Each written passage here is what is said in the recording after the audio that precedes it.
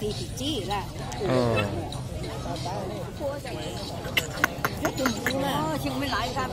ê thì chỉ thì chọn tao hay thế này chú nhà chú á sao chú cho chất đi là cho mình đủ nhỉ đi mà chỉ là phải lớn năng là đấy năng thì chỉ chọn nó có mà cái giá chỉ chọn mình năng là chỉ chọn mình để lên nào ở trên ga oliro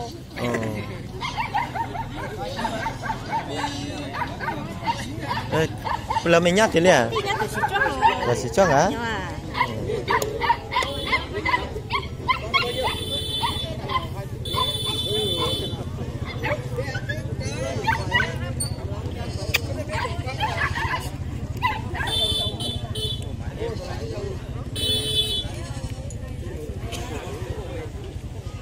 chịu bán không?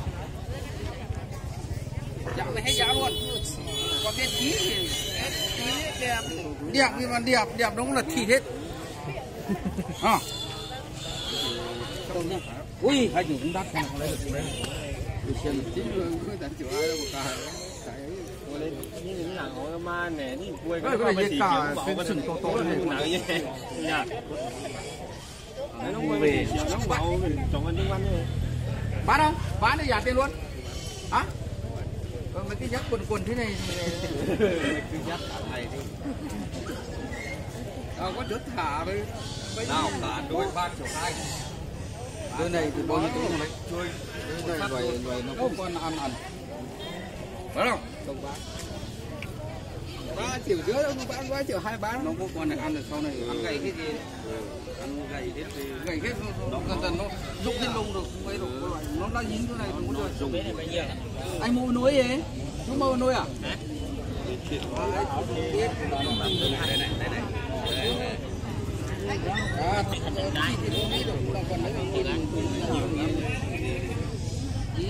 Nếu mà lấy nuôi thì không lấy đâu.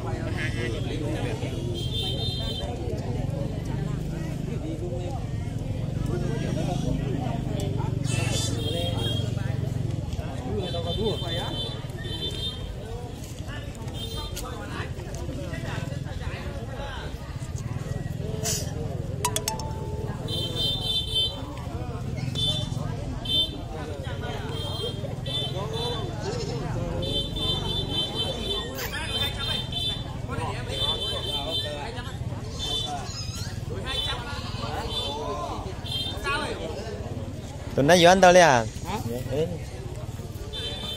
8 triệu đâu rồi thế nào? 8 triệu có chơi đấy à? Nếu chắc chơi ở chỗ này cho mình chơi nhí thôi cả. Nản luôn à? Cái gì mà lù nữa.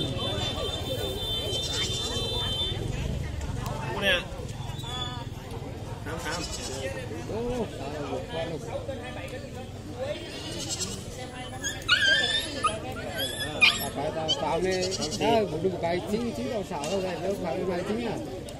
Làm gì có rồi tôi biết mà. Hả? Cái tao mới luôn.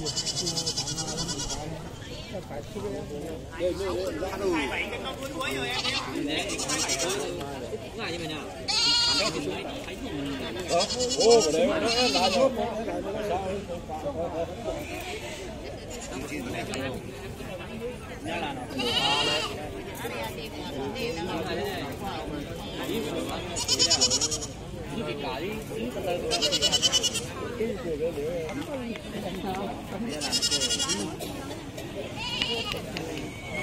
Con đen bao nhiêu?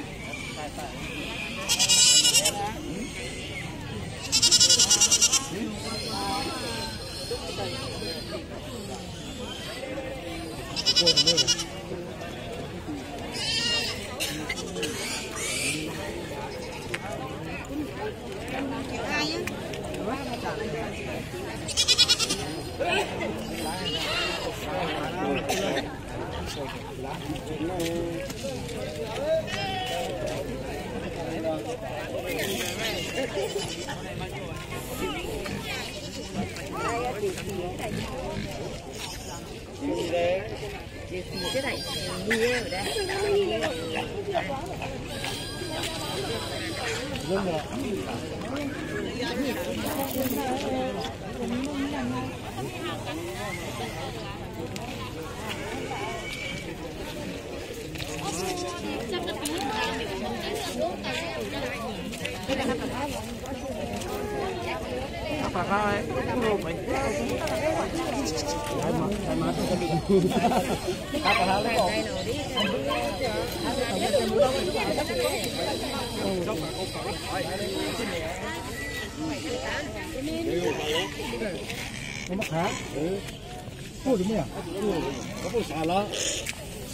Chắc chả từ đây này cái cân thì em không chán thắng lên thì chán à cố ăn rồi nó cà phê thì ngủ á có một cà phê á chung yêu cái gì mà vẫn lưng rồi chú ra lô cũng đừng lái nó chắc thằng đừng nè lái chú đây mà thằng nó cầu nó cũng căng cứng á sai khô khảo ta không có cả ấy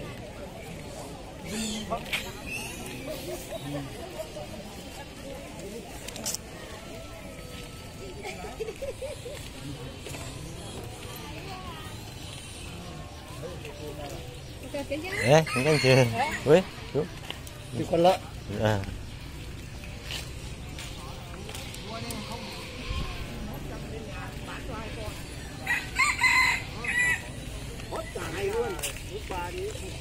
hung băng có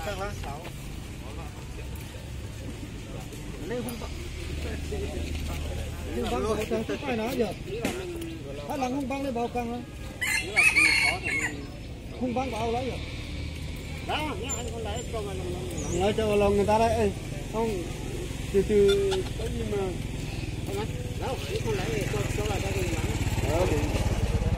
không nó giấy nhiều nó vẫn quay đầu là chuyện chuyện đó không phải là bán tiền đâu rồi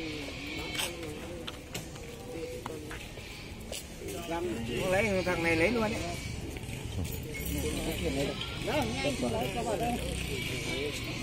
tiền chẳng hạn đi nấu đây